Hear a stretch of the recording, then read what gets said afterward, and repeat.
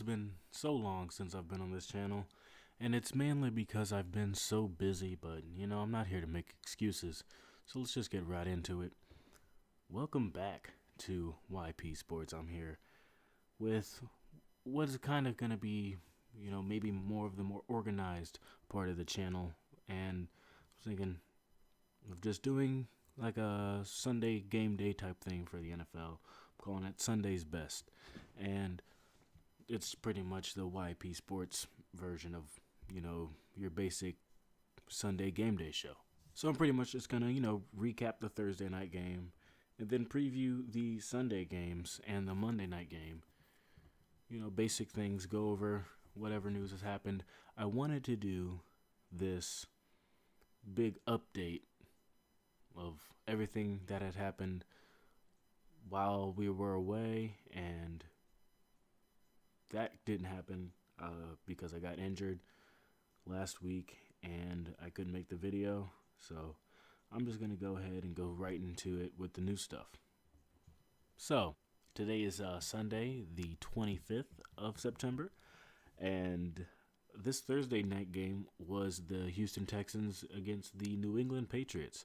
And the Patriots were sans Tom Brady and Jimmy Garoppolo, who was also injured. Tom Brady was suspended. Jimmy Garoppolo was injured. So the rookie Jacoby Brissett stepped up to start at quarterback for the Patriots, and man, did he put on a show. Patriots coming out 27-0 with the victory. Man, those poor Texans. And it seems as though that the Patriots are now looking for another quarterback because Jacoby Brissett was injured on Thursday night. So, man, the Patriots are just having no luck with quarterbacks this year. So now let's get into the games for today. I'm just going to go in order of how they have them on NFL.com.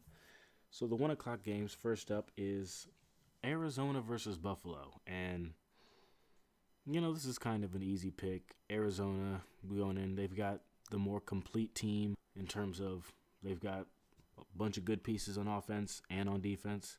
And besides, Buffalo's going in there. Rex Ryan saying that Sammy Watkins probably won't be playing. So it looks like the advantage is to Arizona. Next up, we have the Minnesota Vikings taking on the Carolina Panthers. And, the Vikings put on a pretty good show in Minneapolis last week, playing the Green Bay Packers. Sam Bradford, man, did he look good, and did he make the Vikings look like a bunch of smart geniuses. I mean, I still wouldn't have given up a first-round pick for him, but, he did impress a lot, and he did exactly what he was brought in to do, and, man, did he just connect with Stephon Diggs so well. But I'm still going to give this one to Carolina. I think that their defense should be good enough to maybe give Sam Bradford a little more pressure, and I think he might start forcing stuff like he did earlier in his career, up to this point at least.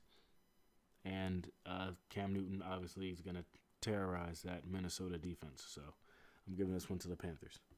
Then we go to Cincinnati, where the Bengals will be taking on the Denver Broncos. And this should be a very good game. You've got two AFC powerhouses. The Cincinnati Bengals with A.J. Green and Andy Dalton just looking to tear up that Broncos defense. But, the Broncos have one of the best, if not the best, defenses in the world.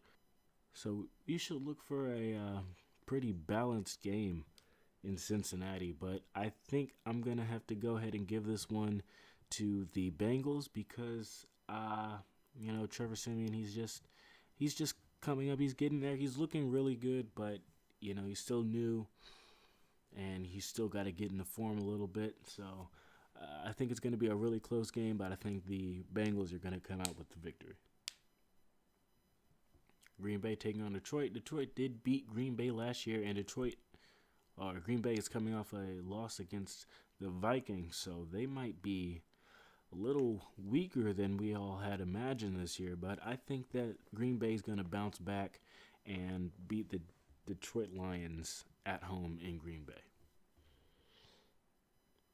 Jacksonville versus Baltimore. Now, my dad thought I was crazy when I said that the Jaguars were going to win, but I have a lot of faith in the Jaguars. They just got two really good pieces on defense in the draft, in Jalen Ramsey and Miles Jack.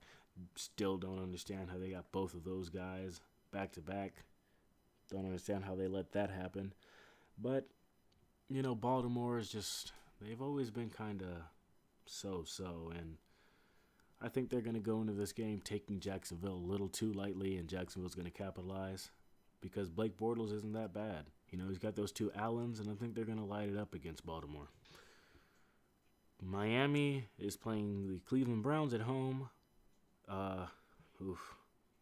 Miami.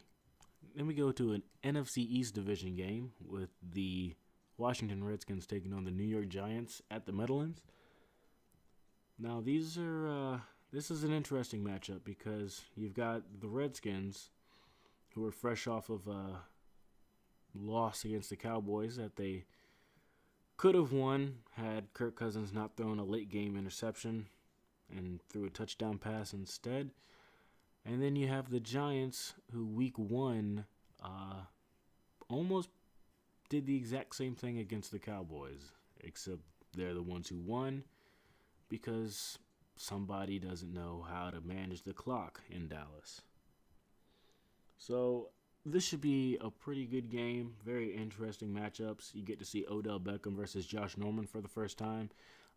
Redskins saying that Josh Norman will follow Odell Beckham almost anywhere he goes, save for the slot position.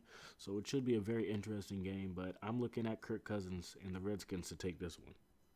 Then you have the Oakland Raiders taking on the Tennessee Titans. This is another interesting one. I'm going to just start off by saying I think the Oakland Raiders are going to win this one.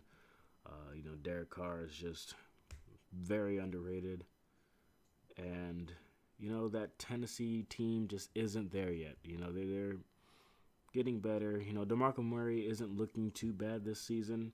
And he's got a pretty solid, I guess I could say, backup in Derrick Henry. But, their defense still needs a lot of work. And Derek Carr and Michael Crabtree, they're just going to run amok in Tennessee. Here we go to the NFC West for a division game with the San Francisco 49ers taking on the Seattle Seahawks. I can see the Seahawks winning this one, kind of using the same logic I had with the Green Bay game. They're fresh off of a division upset, I guess you could call it. They just lost to the Rams last week. I don't think that Seattle's really going to take this team too lightly, even if it is the 49ers. So, even though, Chip Kelly's 49ers aren't looking like the worst team, but, just give it some time. It'll get there.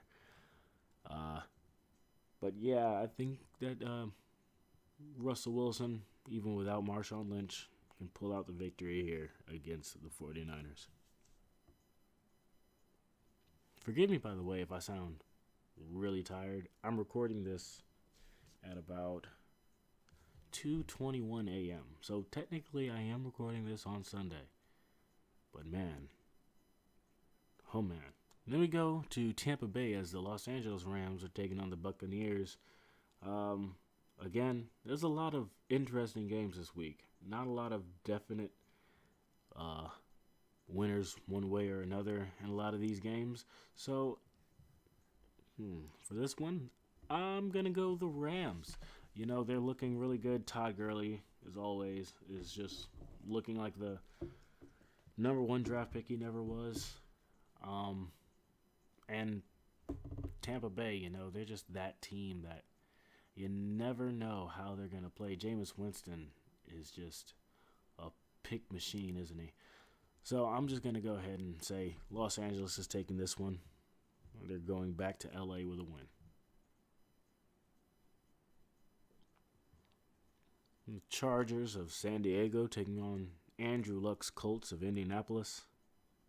This is a tough one. Danny Woodhead has just been placed on the IR for the Chargers, which really impacted my fantasy team. Man. Anyway, So the Chargers are losing a pretty big piece of their offense in Danny Woodhead, but the Colts aren't looking too good, especially after last season.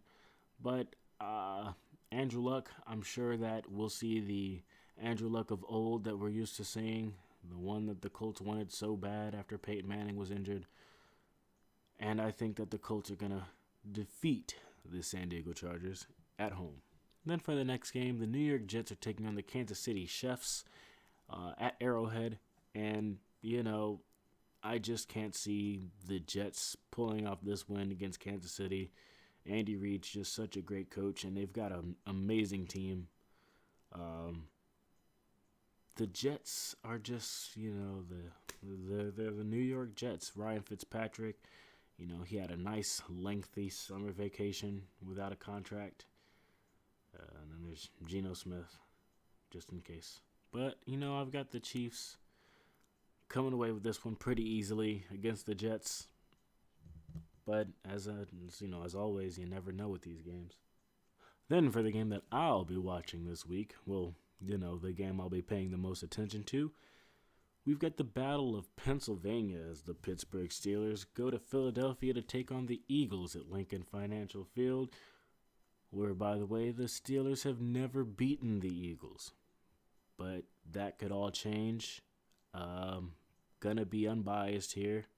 I don't think that the Eagles have a cornerback that can cover Antonio Brown. They've got an excellent front seven and a great safety tandem in Malcolm Jenkins and Rodney McLeod. But Antonio Brown's just gonna have a field day with maybe Nolan Carroll or Ron Brooks, possibly. You don't know who they're going to put on Antonio Brown, but I just can't see it working. And if it does, great, prove me wrong, but I can't see it, and the Steelers are going to beat my Eagles tomorrow. Now we'll get in the Sunday primetime game. Dallas Cowboys defending their home turf against the Chicago Bears. And man, Jay Cutler is terrible. In the words of Stephen A. Smith, Jay Cutler is terrible. It's almost as if you got, whenever Jay Cutler's on the field, 10 guys on offense and 12 on defense. Oh, that's right. Jay Cutler's injured, so he might not even be playing tomorrow. Good God. Yeah, I've got the Cowboys going into next week with a little bit of momentum after a defeat of the Bears.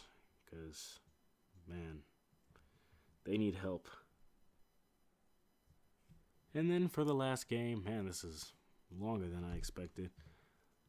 Another NFC divisional game. New Orleans, Atlanta. Drew Brees has got to be the only player on that New Orleans Saints team.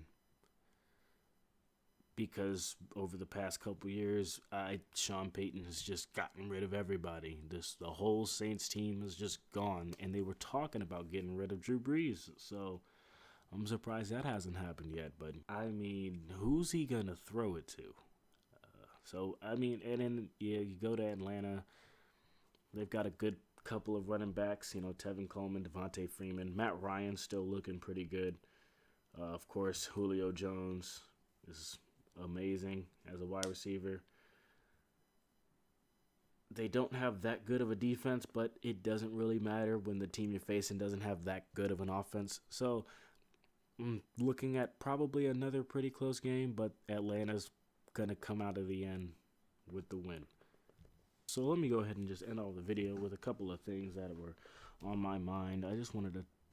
I'm probably going to make another video talking about this in a longer sense, but I just want to talk about the Eagles general manager, Howie Roseman, and how he came back with a vengeance. He completely undid everything Chip Kelly did when he was given full power of that organization, and he might be one of the best GMs in the league.